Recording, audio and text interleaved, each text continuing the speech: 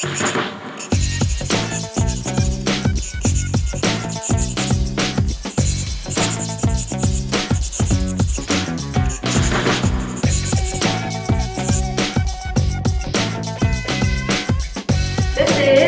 Team 39.2, the Dirty Mechanics Bumper Creation Tutorial, Part 2. Welcome back to 6.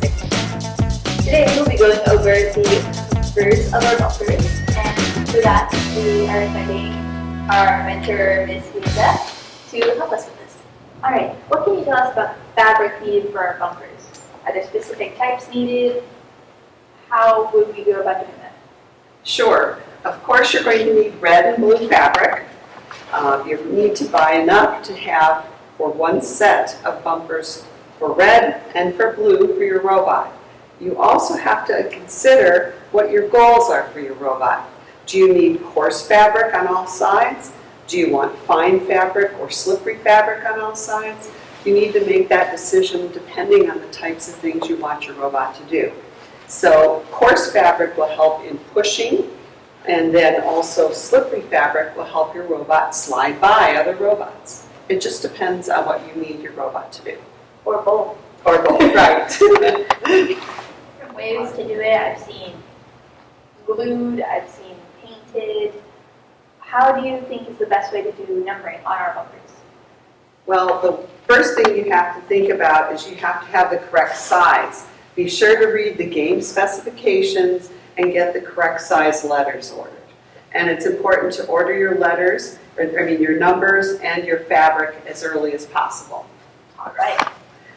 For numbers, you're going to need 4 sets of your team numbers for each color. So you need 4 sets of white numbers for the red bumper and 4 sets for your blue bumper.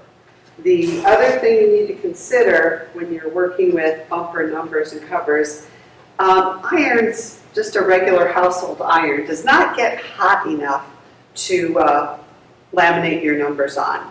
You can see how these are peeling. This is an early version of our bumper cover, and it did not work so well. This one, they use staples as well, and they still have some peeling on that. So this is how not to do bumper numbers. Even the greatest team started out with terrible bumpers.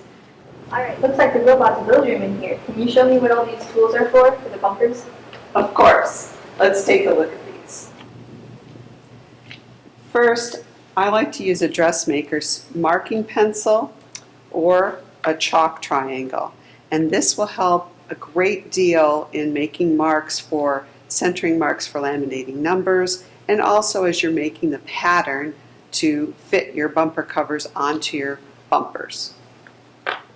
This is another chalk style of pen. It has just basically a cap with chalk. You'll need the scissors because you'll be cutting fabric to size. Make sure they're sharp. And yes, make sure they're sharp to cut fabric. This is heavy fabric. And you're going to need blue and red thread.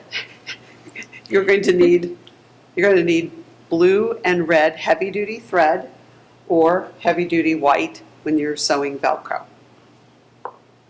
And you may want to take some of the blue and red to the tournaments with you in case you have to do repairs. So these look good for hand sewing. Yes, these are hand sewing any rips or tears in your bumper covers.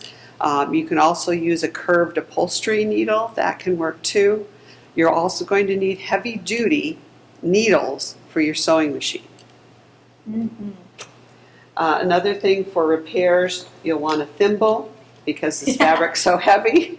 Get one that fits your finger, and or iron-on patches is also helpful.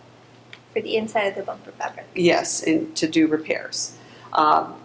If you upholster one of the colors of your bumper fabric onto the bumper, you will use a staple gun to staple it onto your wooden bumper frame. And that is after you've put the Velcro on. So you can get Velcro in boxes like this. I would suggest at least 2 to 3 large boxes of Velcro, and this happens to be 3/4 of an inch. And it is, I think, 15 feet in one of these large boxes. All right. There's Thank a you. difference between sticky back Velcro as well as regular Velcro.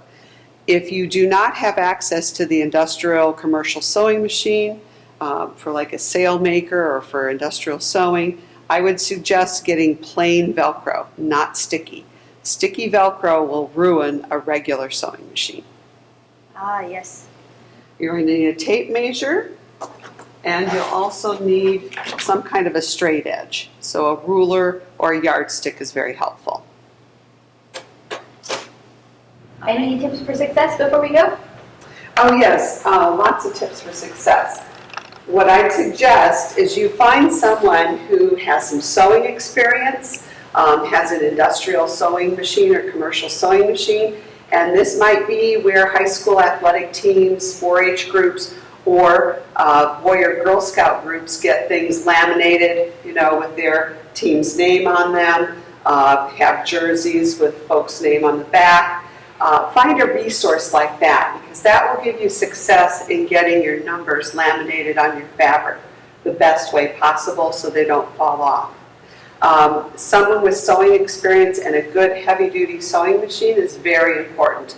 Seek that resource out, see if they can't become a sponsor for your team, and or just pay to have the numbers laminated on your fabric.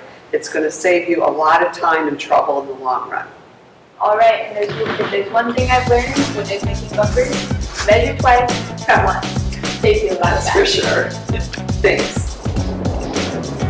Hey, Sydney here. If you like awesome bumpers, click here. If you like to subscribe, also click here. If you like food, click here. If you breathe, click here. Subscribe.